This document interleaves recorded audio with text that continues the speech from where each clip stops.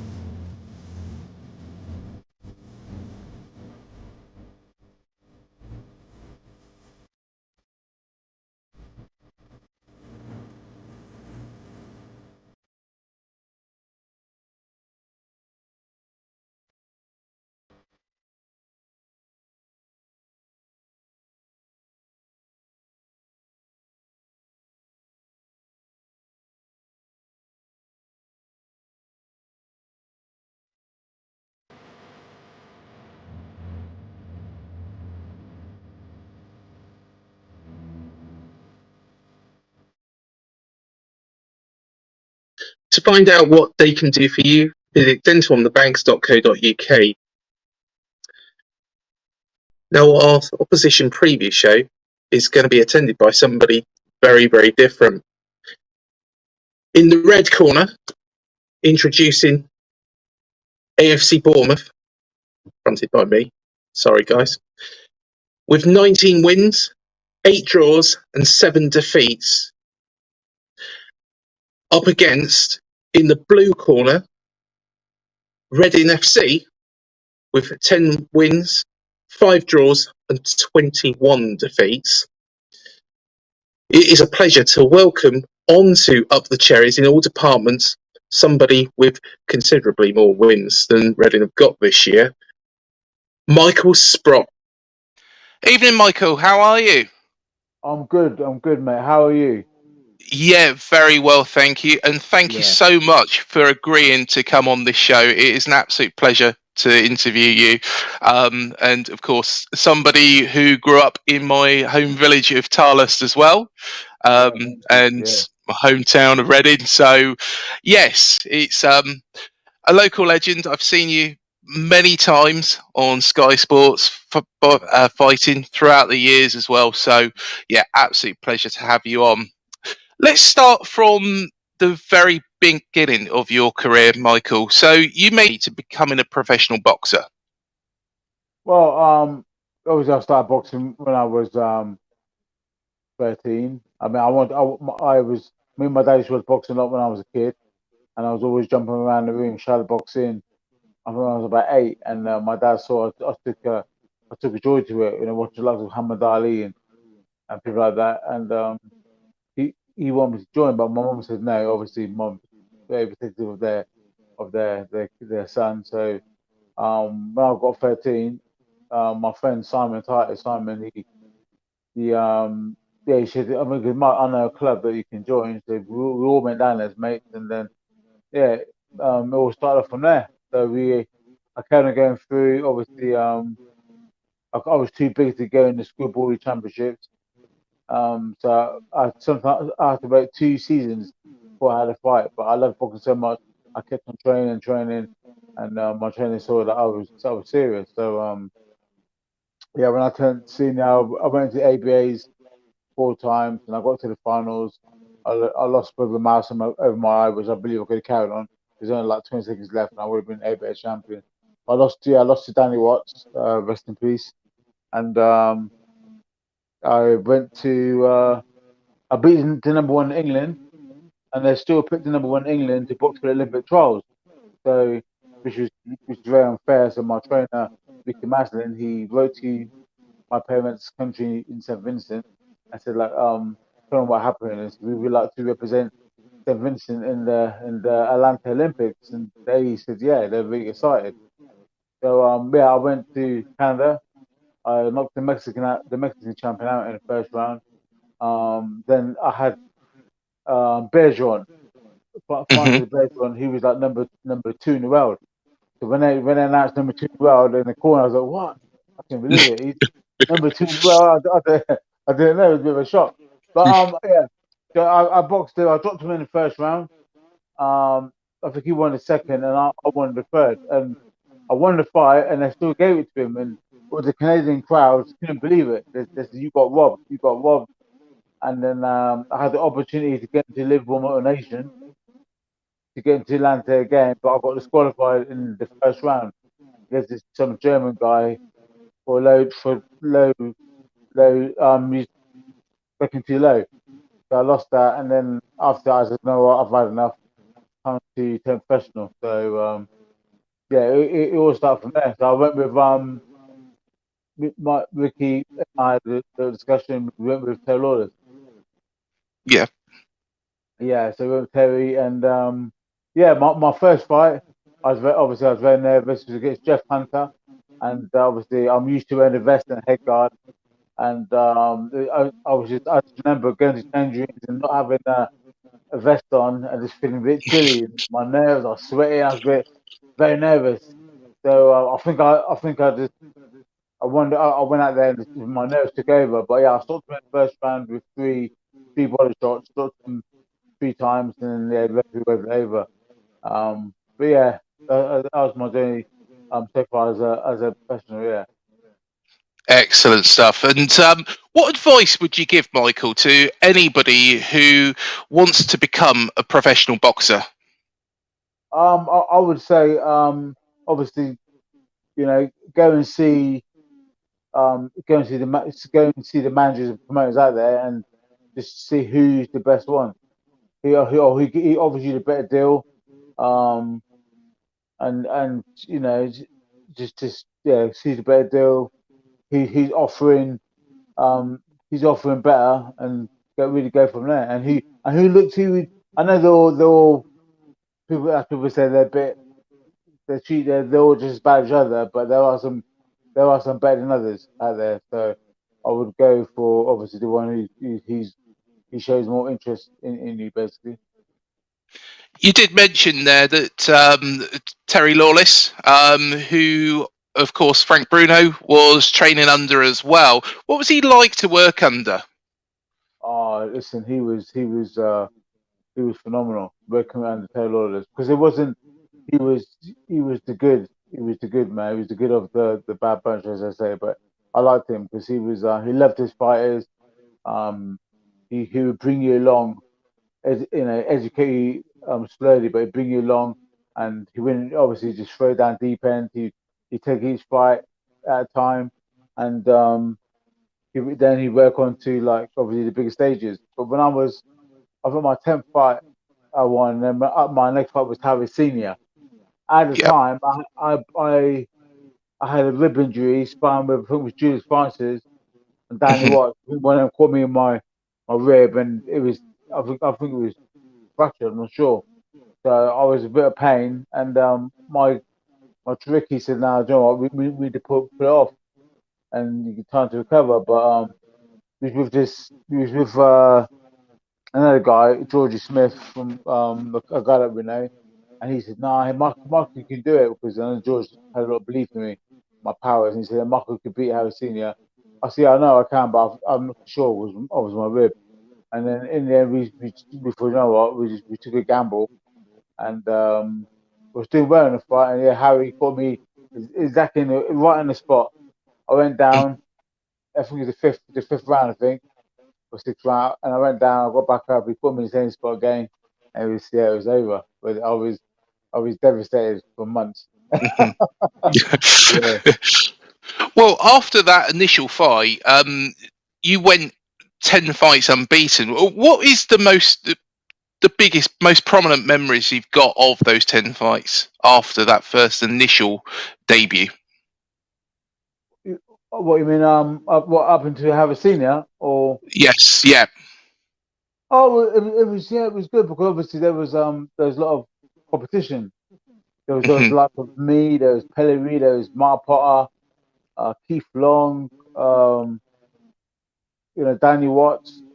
Scout came a bit later, Danny Williams. So yeah, it was all competitive, and it was all against each other. Like we fought in the same shows, and we all tried to impress. You Hmm. know, make an impression for all the other fight heavyweights. So I made a impression. Stoppages, Potter, Williams, the same. It was them 10 fights were very, very, very good. I mean, I learned a lot, and obviously, like I said, Taylor has brought me along slowly, gave me the right fights. He gave me some tricky like learning fights, but I thought Hmm. a guy called Gary Williams. Because what people don't understand, some of these journeymen are they're very tricky. Yeah.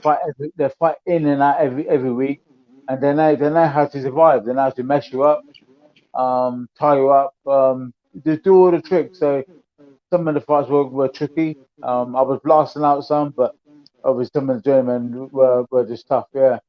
So I learned a lot from them 10 fights. And then in February 2001, you fought Yeah, Timo Hoffman, that's and right. at the time he was only beaten once by Vitaly Klitschko.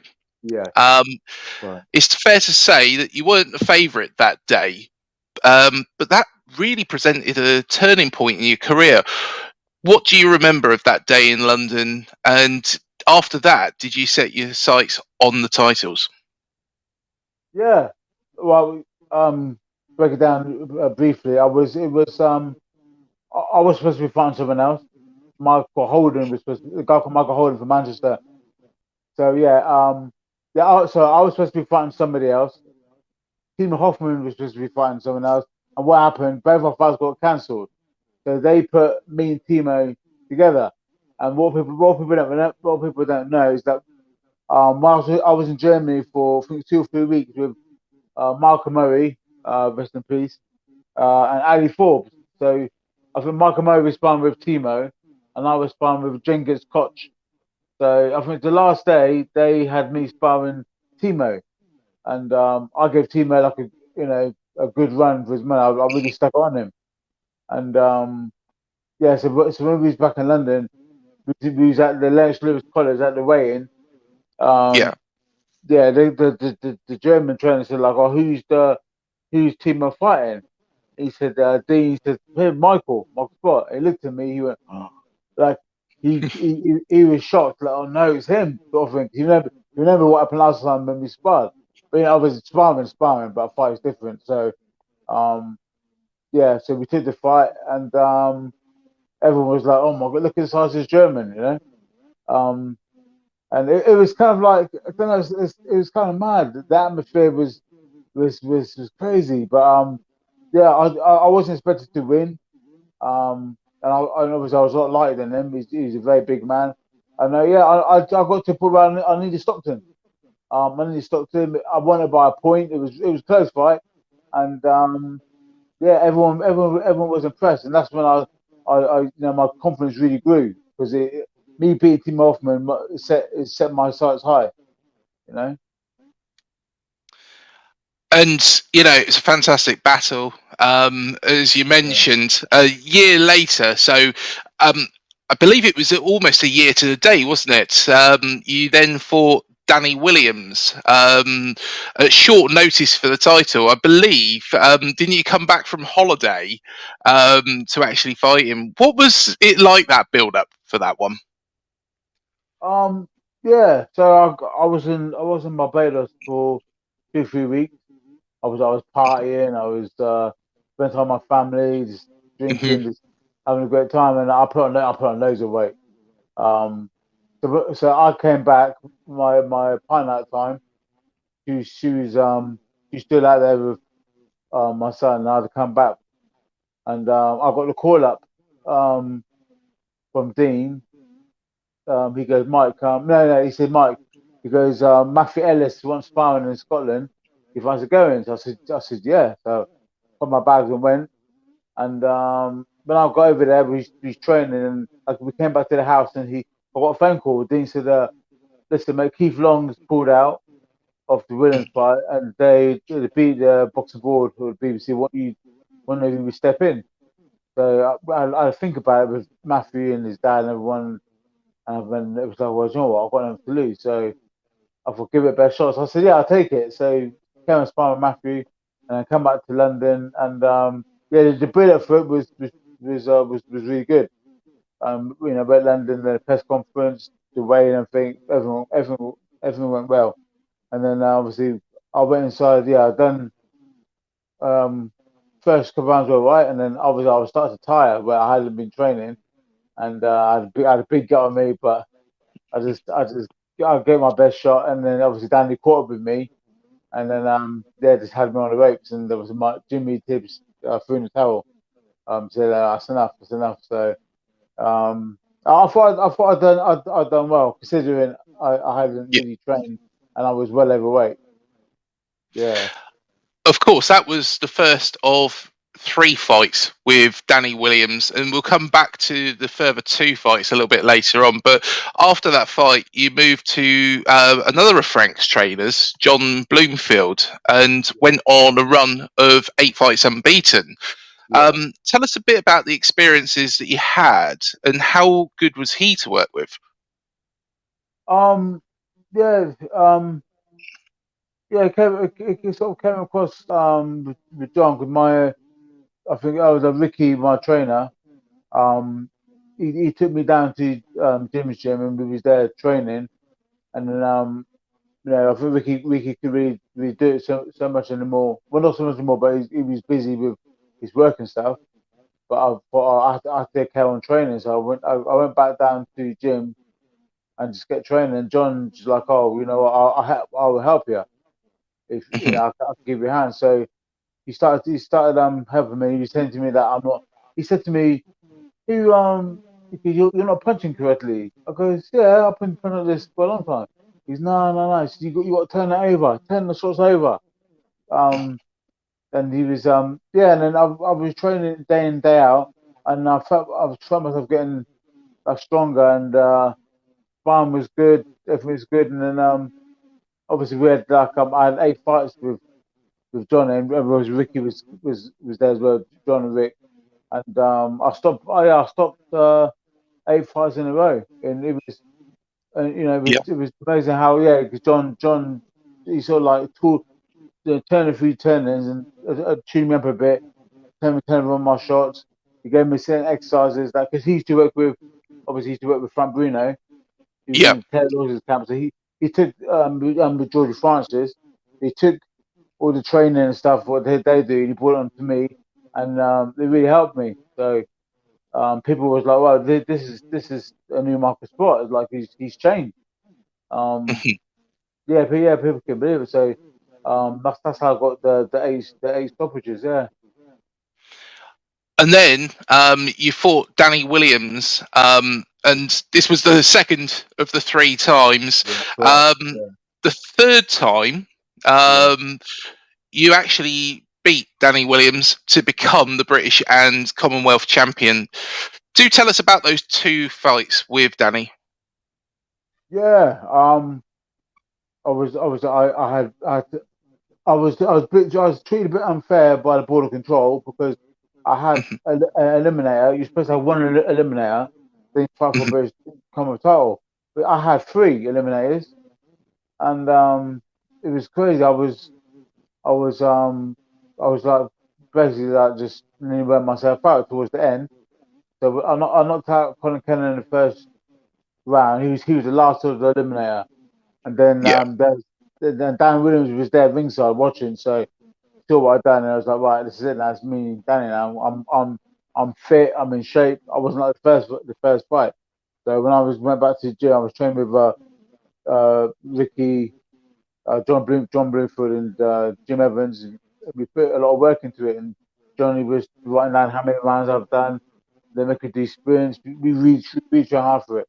So when it came on to the night of the second fight, I was yeah, I came out to the out change rooms to go into the arena at Reading, and Dean, when I went out there, I can believe the amount of people out there.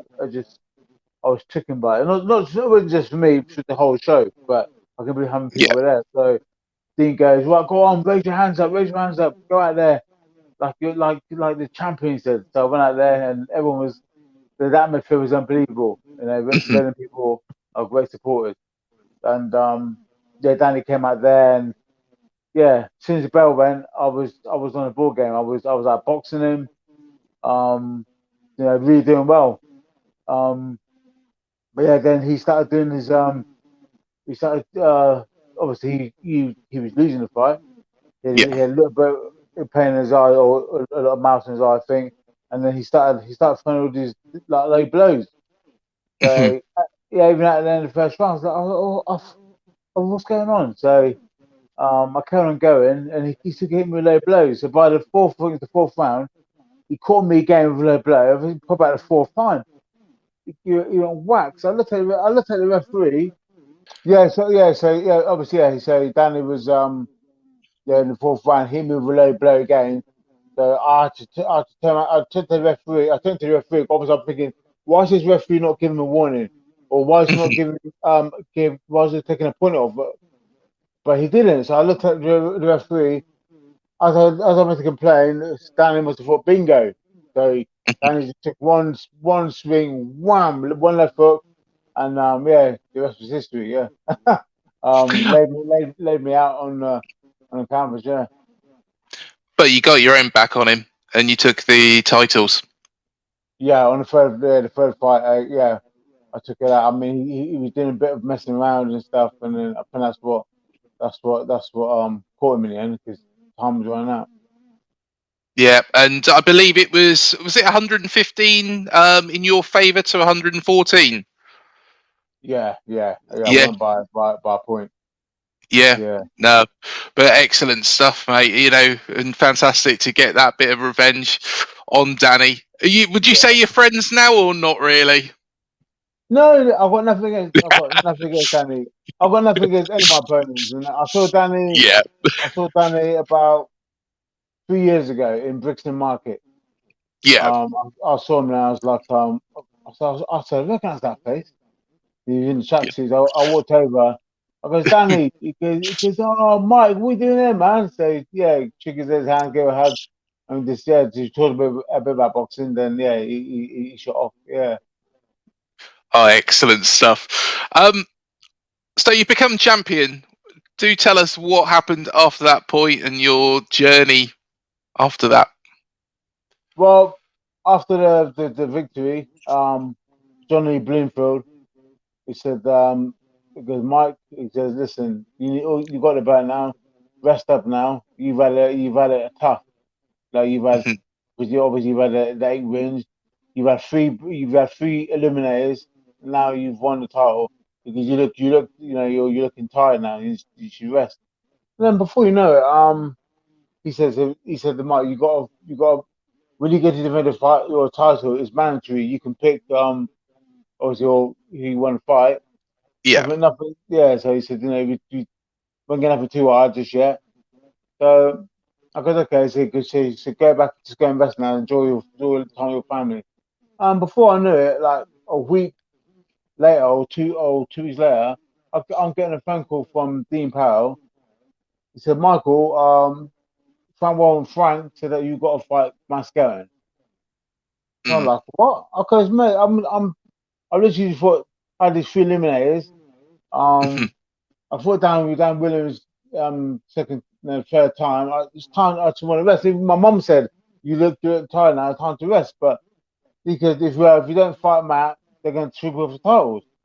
I said, what? I told John Bloomfield, because Michael, they can't do that. They can't do that.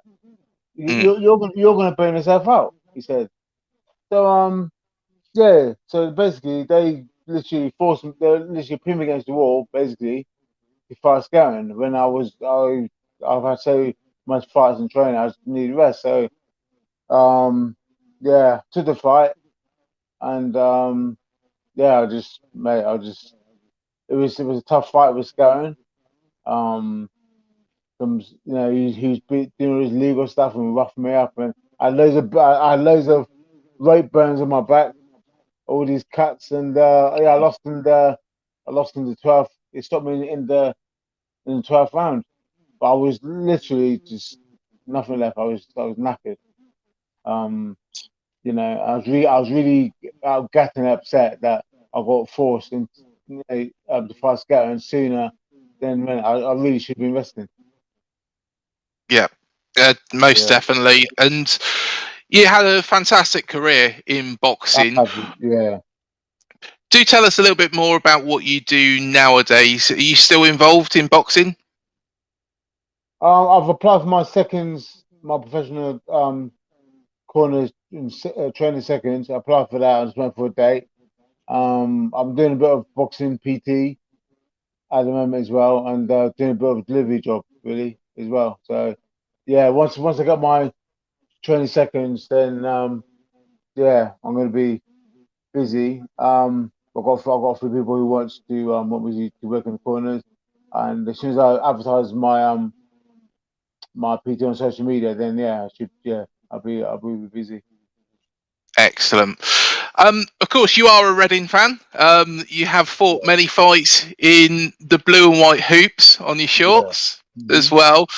Um, of course, Reading aren't doing particularly very well. Nah, However, Paul Ince and Michael Gilks have recently taken over the mantle there. that's good. Um, That's good. from your boxing career, what Yeah. advice would you give them about how to keep the Royals in the championship? Well, they're doing it now. I mean, they're not. You know, they're Reading. We don't give up easy. We keep going. We keep going, and that's what they're doing. And it's good to have someone like Michael Gill and Paul Ince in it because obviously they're former Reading players and they've been there and they've been in that situation before, so they know how to bring it back up again. So I you know it's all about being consistent and Yeah. working hard and believing in yourself every day. And I'm sure that's what they're drilling into the players. You know, it's so like same as you know, Arsenal. Arsenal's not doing is what they that's what they used to, but it's all with different seasons. You have a good season, you have a bad season. So I hope, you Yeah. know, I know Reading been playing well for a while, but you know they will come back. You just got to have faith and just got to keep working hard and yeah, but believe in himself. And last season, Reading did have a very, very good season. Just narrowly missing out on the playoffs, of course, have been in the Premier League in two separate spells as well. Um, do you believe if Reading do stay up, they could be a force to be reckoned with? And should Paul Ince and Michael Gilks get the job, if they do achieve that? Yeah, definitely. Um, I reckon they should get a job. Um, I think Reading could do really well, and I think they will be a force to reckon with if they get back up there again, because they know what it's like to be back up there, and Yeah. you know it must be a great buzz to be um back up there in the Premiership. You know, there's a lot going on when you're at Premiership, so I don't think they want to go back down. So, of course, Michael, Bournemouth are in second. Yep. You're visiting Dean Court on a Tuesday night. It's going to be a tough game, all things considering. But is it really, considering that we've been on a bad run of form, can Reading get something from this? I believe they can. I believe they can get some from this. You know, if you you know if you've got a really good chance and you know you're playing Bournemouth, you're not a bad team. I think Reading would be up for it because they obviously they want to they've had a bad sort of time at the moment, and obviously they want to get back up there, and this is a good chance against a team like Bournemouth, definitely. And of course, there is that, well, local rivalry. We're Yeah. putting in inverted commas, but there is that local rivalry between Reading and Bournemouth. I'm sure that that's going to play on the player's mind. Michael, I'm going to throw it out there. What do you think the score's going to be? Um, I think it's going to be 1-0 to Reading. 1 nil People to think, Reading. people think, what's he talking about? No, I, I think Reading. Reading, this is gonna be a tough game. It's gonna be a very tough game. But I'm going for Reading 1-0. Fair enough. And like Reading are up against the ropes, but they can come back fighting, and they have shown that, in so many seasons. I remember as well going back to, I think it was 2013, wasn't it? No, 2012, where Reading were right down the bottom and managed to win the championship under Brian McDermott. And you can probably remember getting promoted to the Premier League, and that journey. I think it was 17 games unbeaten, wasn't it? Something like that. Yeah, that's right.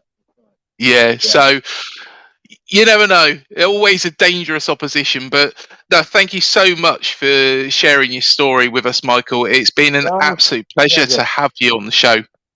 No, thank you. Thank you very much. I look forward to a next one. If there is a next one, I look forward to it. Yeah. You're more than welcome on this show anytime, Michael. And thank you again, and all the very best for what you put your hand to next. Thank you very much, sir. All right. Thanks so much, Michael. All right. Cheers. And thank you, everybody, for joining me on this opposition preview special. Please do remember to hit the like, the subscribe, and the bell button below to be alerted to any new videos we do here on Up the Cherries in all departments. Please do check out our interview with Harry Redknapp. Also, we've had Luther Blizzett on, Effa Nakuku, Steve Cook, Steve Fletcher, and lots more as well. Please do remember to hit the subscribe button as well. It means the world to us. And I look forward to seeing you in the next one.